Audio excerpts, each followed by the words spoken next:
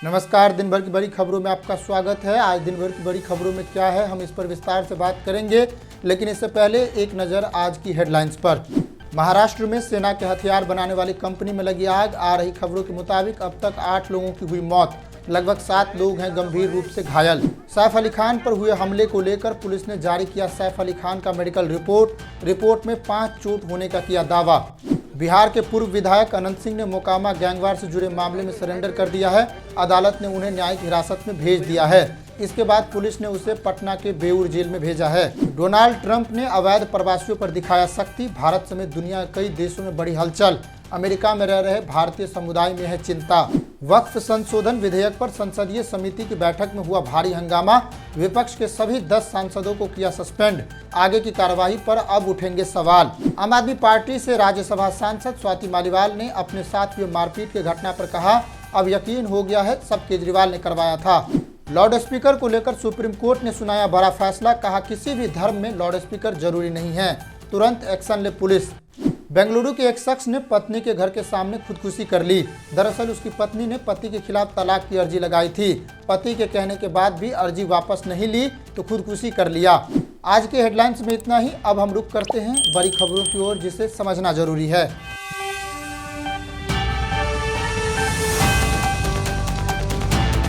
Delhi high court ने शुक्रवार को भाजपा विधायकों की उस याचिका को खारिज कर दिया है जिसमें दिल्ली विधानसभा में कैग की रिपोर्ट पेश करने के लिए विधानसभा का विशेष सत्र बुलाने के निर्देश देने की मांग की गई थी। सुनवाई के दौरान बेंच ने कहा कि संविधान के तहत कैग की रिपोर्ट पेश करना अनिवार्य है, लेकिन अदालतें विधानसभा की बैठक बुलाने के लिए हस्तक्षेप नहीं कर सकती है। ऐसा कहते हुए कोर्ट ने भाजपा विधायकों की याचिका को खारिज कर दिया है। स्पीकर को सदन बुलाने का निर्देश नहीं दे सकते हैं, हाई कोर्ट ने कहा है। हालांकि अदालत ने कहा कि कैग की रिपोर्ट पेश करने में दिल्ली सरकार ने बहुत ज़्यादा देरी की है। बीजेपी ने याचिका में दावा किया था कि आम आदमी पार्टी की सरकार ने स्पीकर को कैग की रिपोर्ट भेजने में देरी की थी। इससे पहले 16 जनवरी को दिल्ली हाई कोर्ट ने सुनवाई करते हुए फैसला आज के लिए सुरक्षित रख लिया था। हाई कोर्ट ने दिल्ली सीएम से कहा था सरकार की ईमानदारी पर संदेह है। भाजपा के 7 विधायकों ने दिल्ली हाई कोर्ट में याचिका लगाते हुए कहा था कि कैग ने 14 मामलों की रिपोर्ट तैयार की है, लेकिन इसे आप सरकार ने सदन में पेश नहीं किया है। इस पर चर्चा होनी चाहिए थी। 13 जनवरी को हाईकोर्ट ने सुनवाई करते हुए अतीसी सरकार को फटकार लगाते हुए कहा था कि कैग की रिपोर्ट पर जिस तरह से दिल्ली सरकार ने अपने कदम पीछे खींचे हैं, इससे उनकी ईमानदारी पर संदेह पैदा होता है। इस पर अतीसी सरकार ने कोर्ट में कहा था कि विधानसभा का कार्यकाल खत्म होने वाला है, इसलिए रिपोर्ट सदन में लाने का फायदा नहीं है। नए कार्यकाल में रिपोर्ट पेश करने को लेकर नए सिरे से सोचा जाएगा। रिपोर्ट्स के मुताबिक कैग की रिपोर्ट में शराब नीति का भी जिक्र है। इसमें बताया गया है कि आपकी सरकार ने शराब नीति के कारण 2026 करोड़ रुपए का रेवेन्यू लॉस किया है। विधानसभा चुनाव से ठीक पहले लीक हुई कैग रिपोर्ट। सूत्रों के मुताबिक कैग रिपोर्ट में शराब घोटाले से जुड़ी जानकारी है। 11 जनवरी को कैग की एक रिपोर्ट लीक हुई थी जिसे भाजपा ने दिखाया था। भाजपा नेताओं ने रिपोर्ट के हवाले से बताया था कि शराब नीति से दिल्ली सरकार को 2026 करोड़ रुपए का रेवेन्यू लॉस हुआ है। दिल्ली में 2021 में नई शराब नीति लागू की गई थी। इसमें लाइसेंस आवंटन को लेकर कई सवाल खड़े हुए थे। बाद में उस नीति को वापस लेनी पड़ी। अरविंद केजरीवाल और मनीष सिसोदिया पर भ्रष्टाचार का आरोप लगा और दोनों जेल भी गए। सीएम और डिप्टी सीएम को अपना पद छोड़ना पड़ा। दोनों फिलहाल जमानत पर बाहर है। रिपोर्ट में दावा किया गया कि फैसलों पर एलजी की मंजूरी तक नहीं ली गई है। रिपोर्ट में बताया गया है कि डिप्टी चीफ मिनिस्टर जिस ग्रुप ऑफ मिनिस्टर्स की अगुवाई कर रहे थे, उसने एक्सपर्ट्स पैनल के सुझावों को खारिज कर दिया था और कैबिनेट ने नीति को मंजूरी दे दी थी और कई अहम फैसलों पर तब के उपराज्यपाल की मंजूरी भी नहीं ली गई थी। रिपोर्ट के मुताबिक शिकायतों के बावजूद सभी को नीलामी की बोली लगाने की मंजूरी दे दी गई थी। जिन्हें घाटा हुआ था उन्हें भी लाइसेंस दे दिए गए या उसे रिन्यू कर दिए गए थे। कैग रिपोर्ट में शराब नीति को लेकर क्या क्या बात सामने आई है उसे समझिए। आम आदमी पार्टी की सरकार ने नई शराब नीति को रद्द करने के फैसले में न कैबिनेट की मंजूरी ली और न ही उपराज्यपाल से राय मांगी थी। कोविड प्रतिबंध के कारण जनवरी 2022 के लाइसेंस शुल्क के रूप में 144 करोड़ रुपए की छूट रिटेल लाइसेंस धारियों को कैबिनेट की मंजूरी लिए बिना दी गई थी। जिन वार्ड में शराब खोलने की अनुमति नहीं थी वहां भी शराब की दुकान के लाइसेंस बांटे गए थे। ये फैसला भी उपराज्यपाल की मंजूरी के बिना लिया गया था। इन बातों का जिक्र किया गया है कैग की रिपोर्ट में। 21 दिसंबर को एलजी ने केजरीवाल के खिलाफ केस चलाने की अनुमति दी। दिल्ली के एलजी वीके सक्सेना ने 21 दिसंबर को प्रवर्तन निदेशालय यानी ईडी को शराब नीति मामले में अरविंद केजरीवाल के खिलाफ केस चलाने की इजाजत दे दी थी। ईडी ने 5 दिसंबर को एलजी से केजरीवाल के खिलाफ ट्रायल कोर्ट चलाने की अनुमति मांगी थी। पूर्व मुख्यमंत्री के खिलाफ ईडी ने इस साल मार्च में prevention of money laundering PMLA के तहत केस दर्ज किया था। कैग की रिपोर्ट आने के बाद कई तरह के सवाल उठ रहे हैं, जिसमें अनियमितता और घोटाले का प्रमुख मुद्दा है। अब बात करते हैं दूसरी खबर की। पहली खबर की बात हमने कर ली है।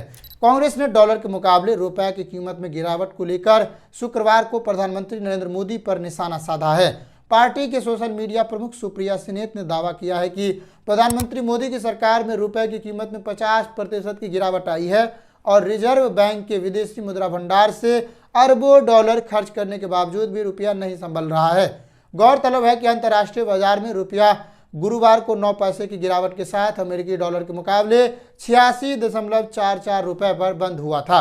सुप्रिया ने शुक्रवार को एक प्रेस कॉन्फ्रेंस में तंज कसते हुए कहा कि मैं मैग्नीफाइंग ग्लास से ढूंढ रही हूं कि रुपया कहां तक गिरता चला गया है। इसी से यह भी ढूंढ रही हूं कि प्रधानमंत्री की गरिमा कहां तक गिर गई है।